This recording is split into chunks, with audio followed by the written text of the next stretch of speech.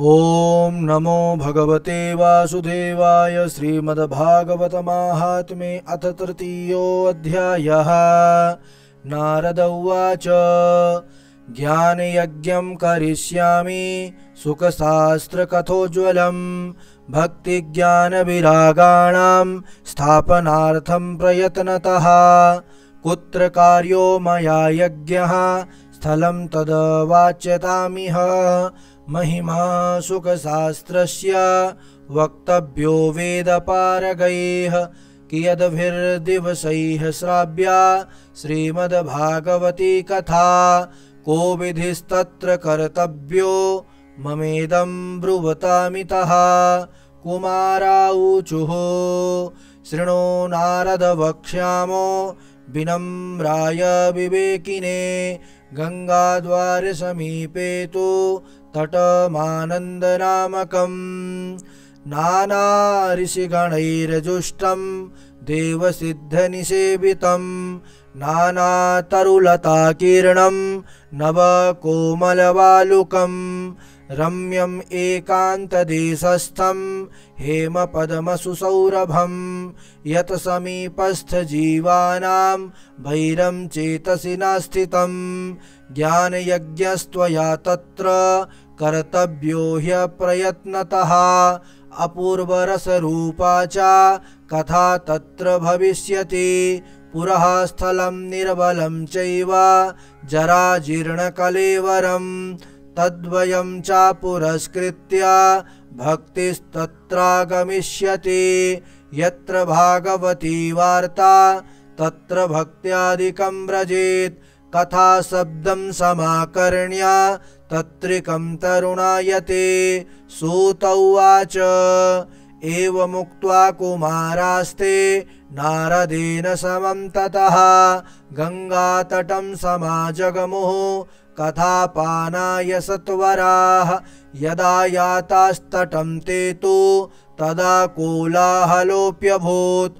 भूर्लोके देवलोके च ब्रह्मलोके तथैव च। श्रीभागवत पीयूष पानाय रसलम्पटाः धावन्तोऽप्याययुः सर्वे प्रथमं ये च वैष्णवाः।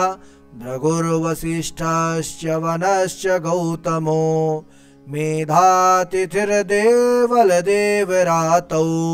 रामस्तथागाधिसुतश्च साकलो मृकण्डुपुत्रा त्रिजपिप्पलादाः। योगेश्वरौ व्यासपराशरौ च छायासुको जाजलिजह्नुमुख्याः।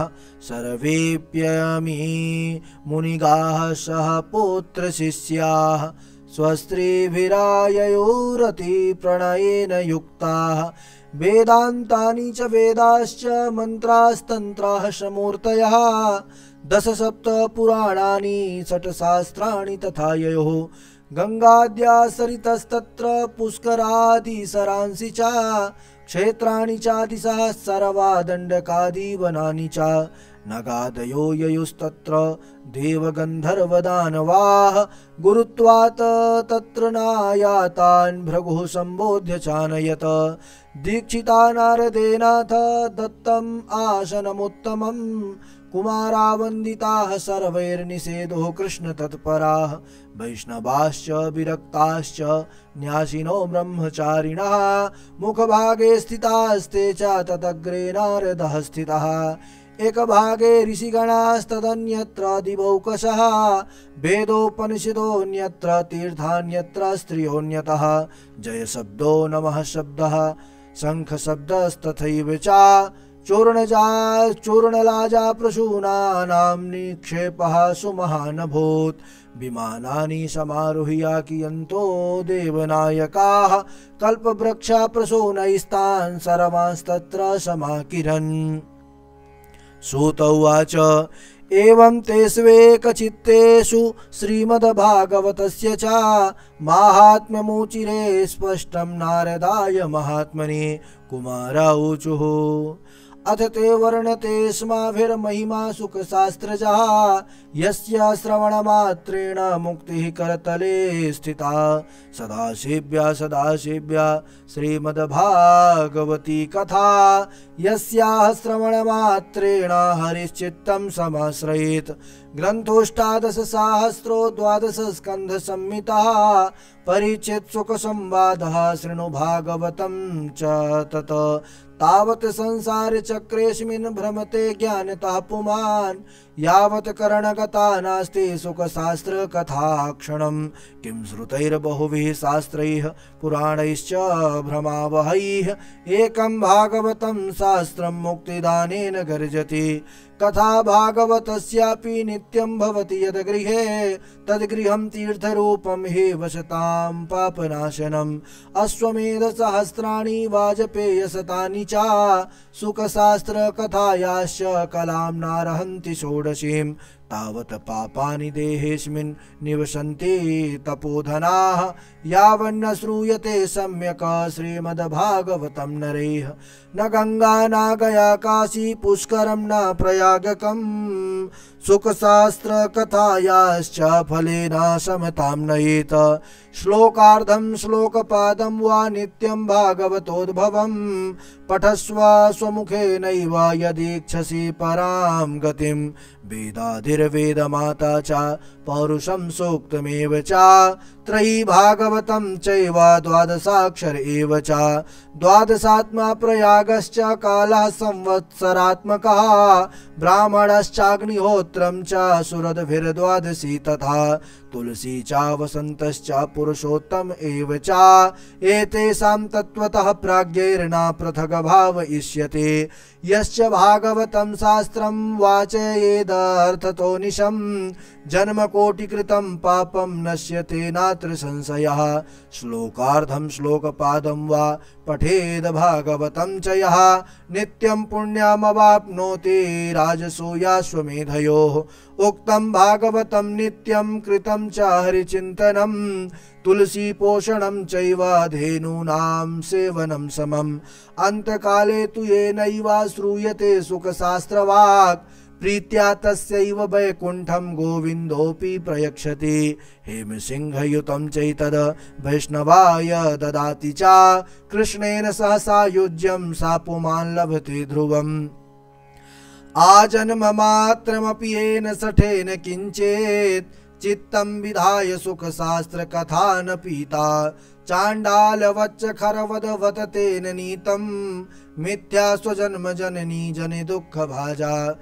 जीवच्छवो निगदितः स तु पापकर्मा येन श्रुतं सुखकथा वचनं न किञ्चित्।